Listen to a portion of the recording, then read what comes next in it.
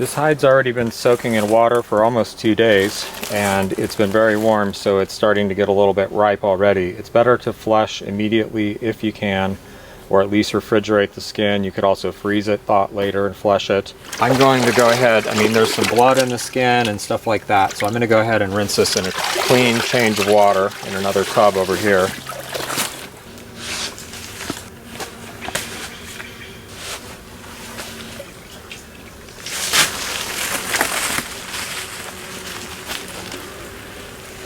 For fleshing, you don't want your tool to be too sharp or too dull, although there's a pretty broad spectrum of sharpness that you can work with. Better too dull than too sharp though, because if it's too sharp, you're likely to cut the skin.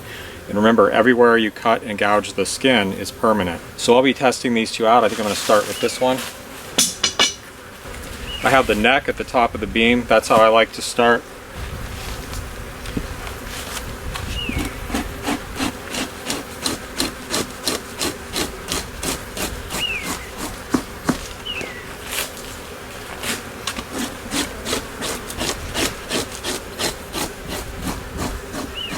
You can see that I've started what I call a front here. It's like a line, and I'm going to advance that line with each new pass because it's easier. This tissue this membrane wants to stick together, so it's easier to go across a few inches at a time than it is to try to take, let's say, one side of it and just keep trying to go down, because this starts to tear and catch.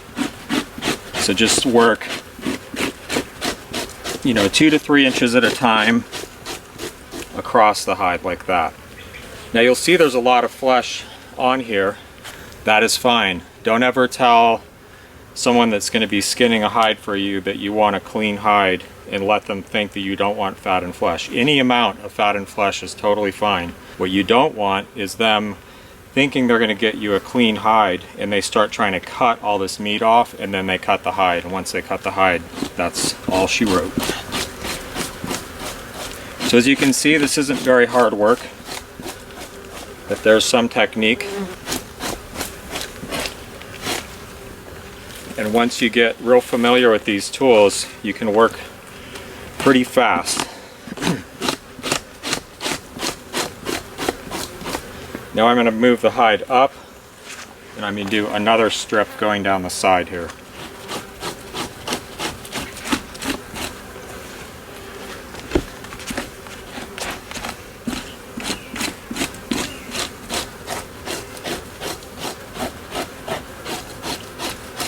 In fleshing, the hair forms a cushion on the beam, so the beam doesn't have to be in very good shape. As long as there's not any huge dents and bumps in it, you're okay.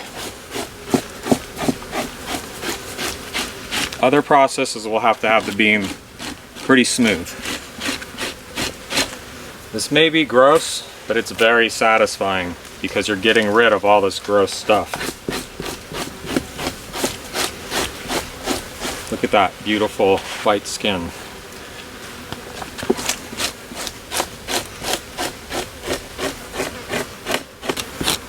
While you're flushing, you're going to see a lot of little stuff that's still hanging on here. And even the parts that look really clean, like here, they aren't. We're leaving on actually a whole layer of stuff that we want to take off. But it's a waste of time to try to get it off now, because it's just too much work. Once the skin is dried once, that stuff is going to come off real easy. And you'll see later there's a whole layer here. So just take off whatever comes off easy. Make it, pretty flat. Get rid of all the chunks of meat and fat. That's all we're doing. This is the worst time of year to work for yellow jackets and flies. In the early fall, the yellow jackets get real aggressive and the flies are doing their thing before winter hits and they all die, I guess. If your skin is long and it's dragging on the ground, you can just tie the skin, the bottom part of the skin that's hanging off the beam, just tie that in a knot to make it shorter. When the bottom of the skin's done, I just turn it around and finish the neck. Again, I'm leaving all kinds of stuff here behind, but we're going to get that later. And all this dirt's gonna come off with it. You can see this long tag end. I'm not gonna use any of this to make buckskin, so I could trim this all the way here, but I may use this for glue. So we're gonna go ahead and flesh it. But if I wasn't using it for glue or anything else, I wouldn't bother to flesh it, and I just cut it off now.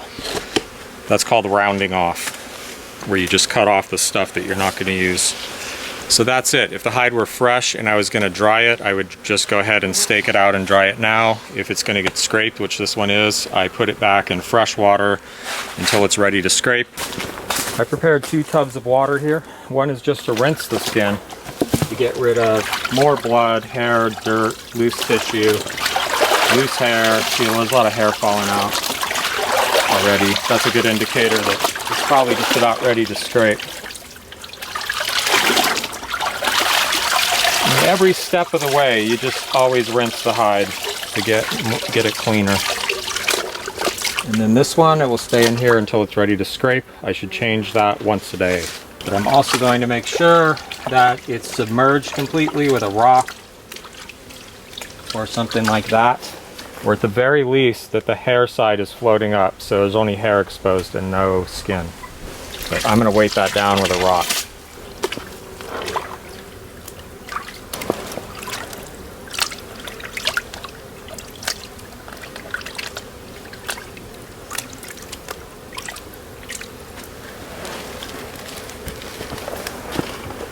Here's the tool that we use today. This is one that I forged out of a piece of old car leaf spring, and it put a couple antler handles on. And it is pretty sharp. I can easily scrape material off of my thumbnail with it. Hopefully you can see that. It'll easily shave little bits of material off of there. I would say this is too sharp probably for graining a hide, working on the hair side. This tool is much duller, but it would have worked. You could have made this work and it would be safer, especially for a beginner. I would say a good place to start is to sharpen the tool and then bring it back to where it'll cut your fingernail, but you have to kind of press into it to get it to cut a little bit. Whereas this one, it really doesn't take that much. Really any pressure, hardly at all.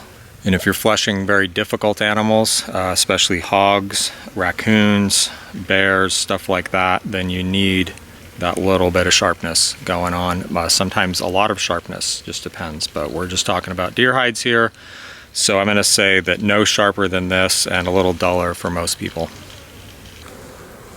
And don't forget to clean up your mess. Job's not done until the work site's cleaned up. Dump out those tubs of bloody water, clean up the fleshings, put everything away, rinse your tools, rinse the beam, rinse your apron,